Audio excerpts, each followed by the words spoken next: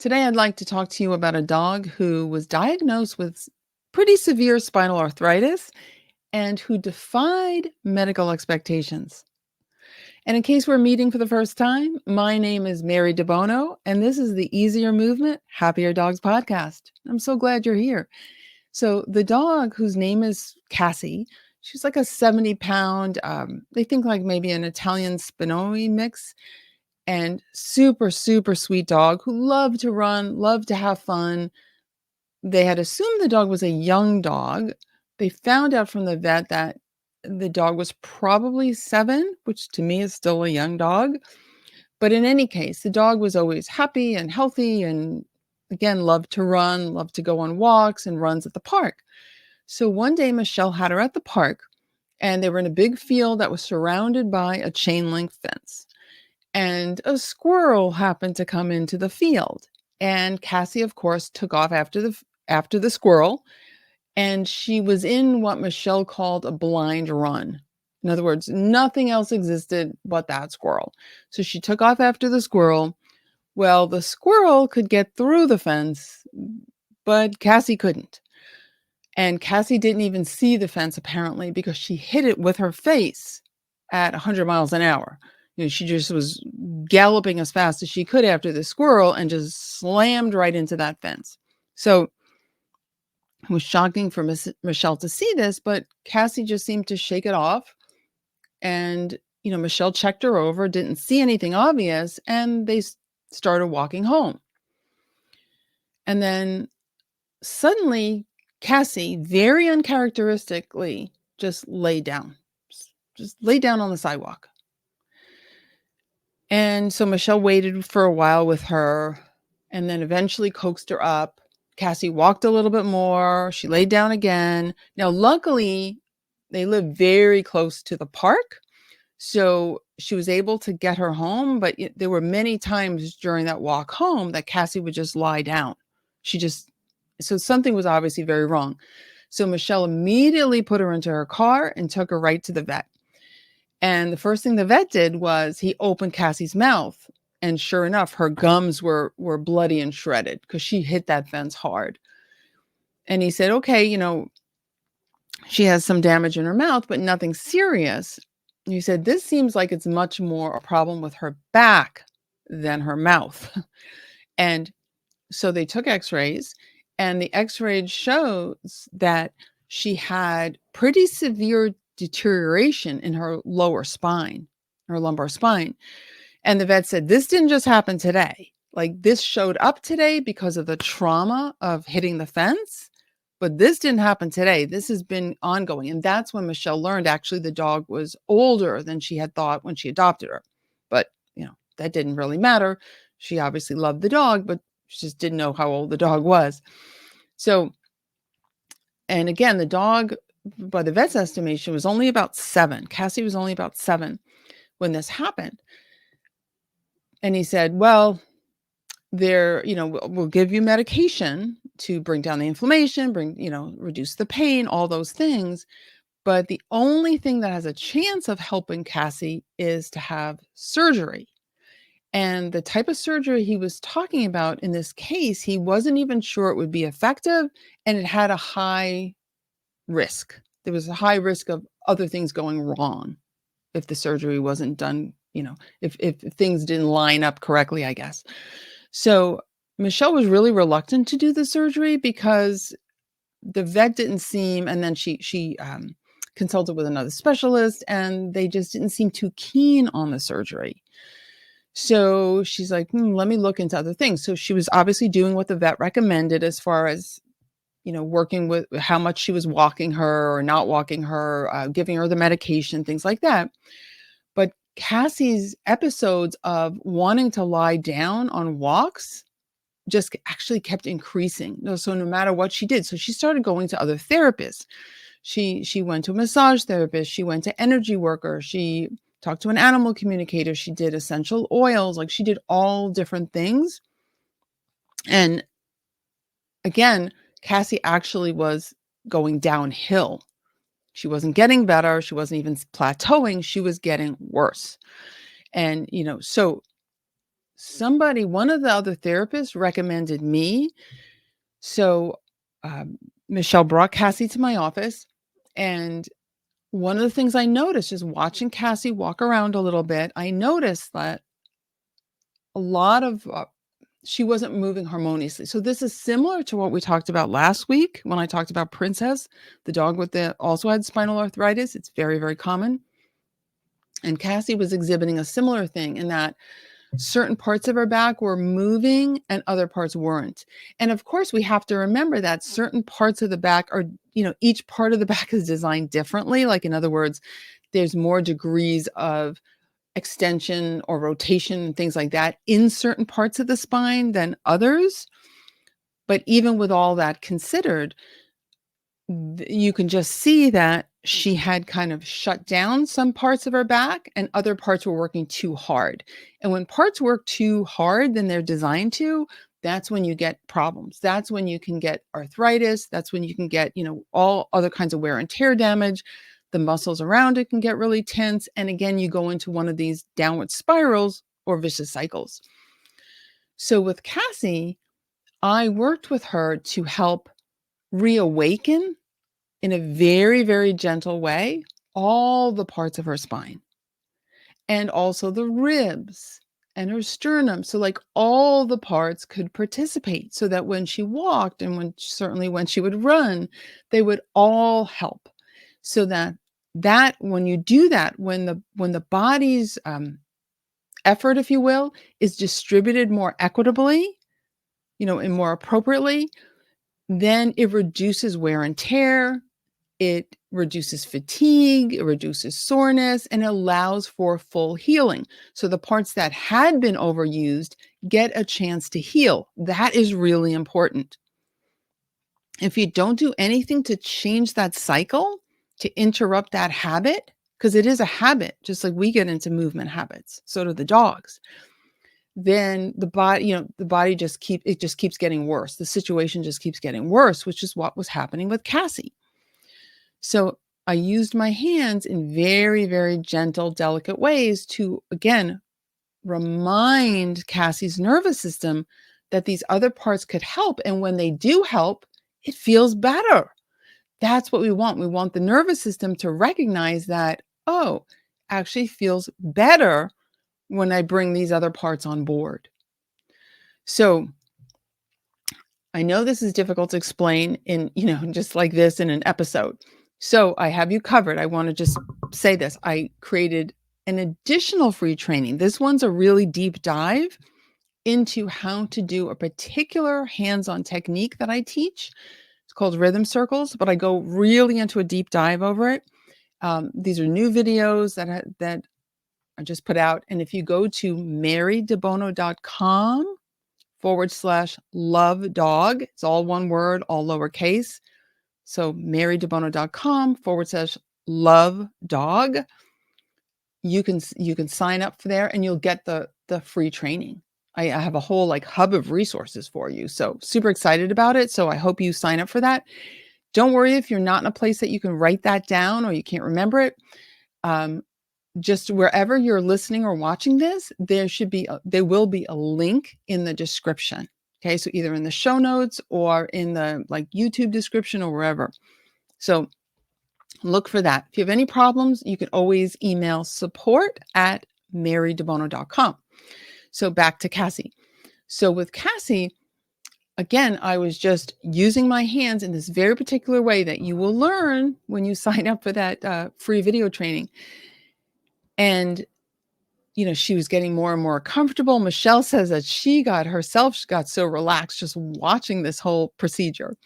And so I could tell at the end of that session that Cassie just was moving better. She was moving better.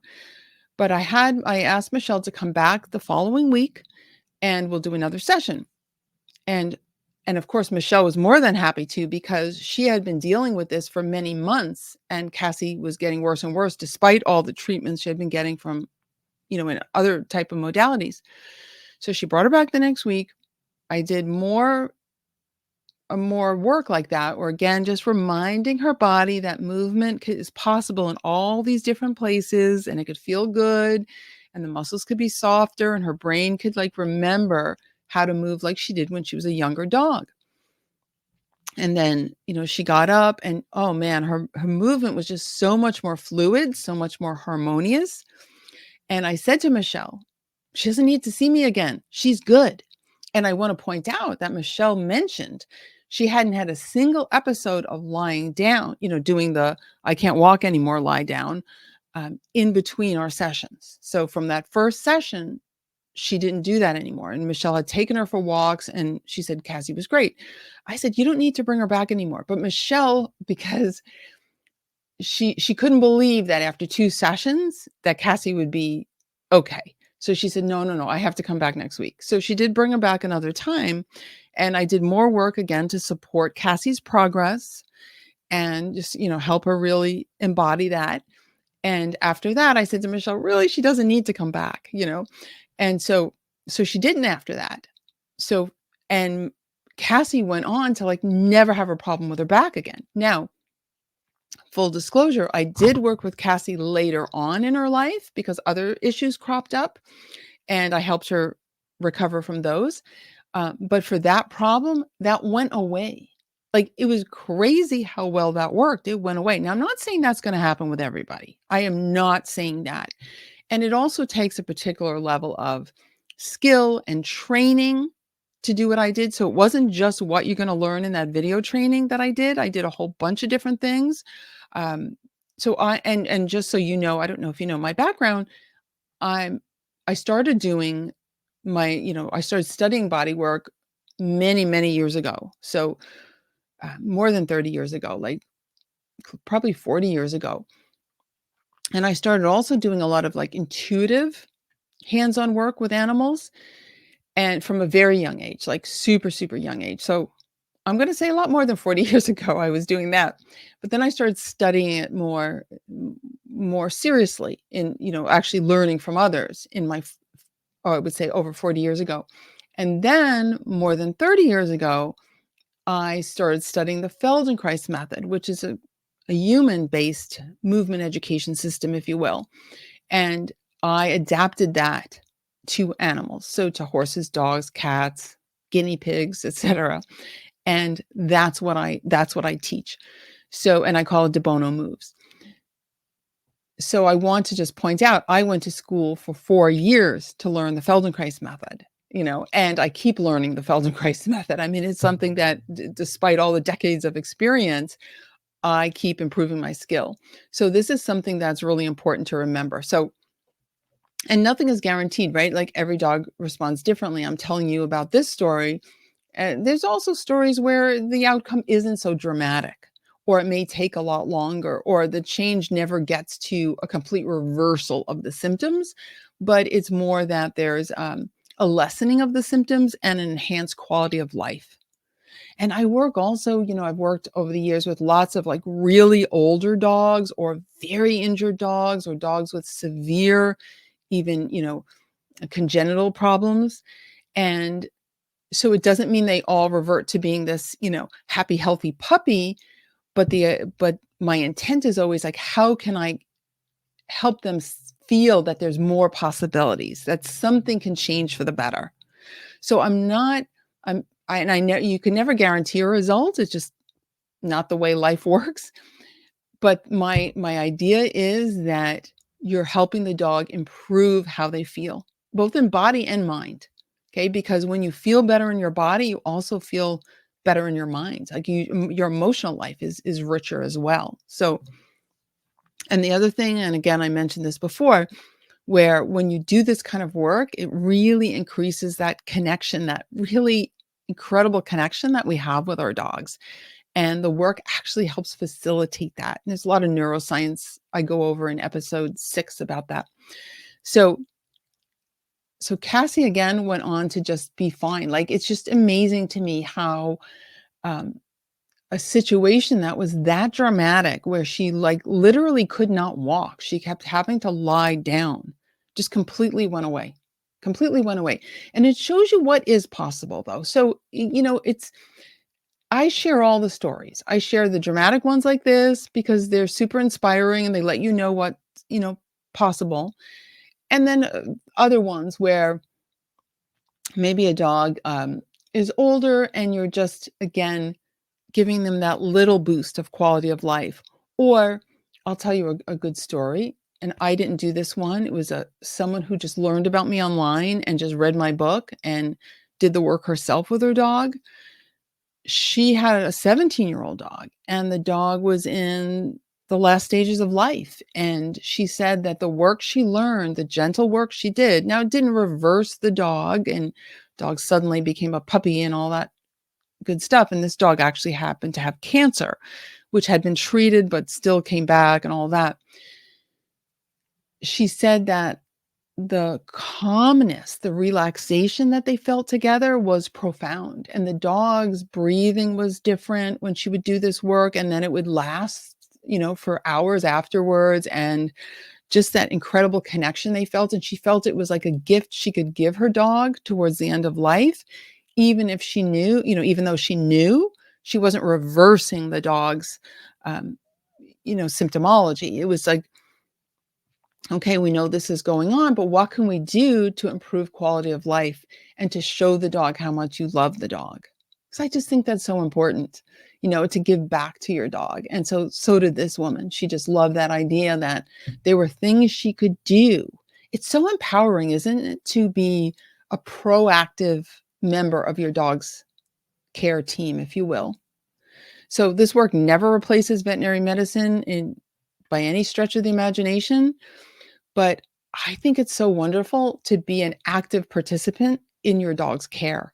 And also, you find things when you start working with your dog in this very gentle way, you really get to know their body, if you will. And then you can feel when something's amiss. And you learn to develop your eye as well, that maybe there's a change in the gait that you didn't notice before. So there's all different types of things where you notice, so it's not just the obvious things you notice, but maybe you notice something in your dog's muscle that wasn't there before, or, you notice a growth that you wouldn't have noticed if you hadn't been doing this kind of work.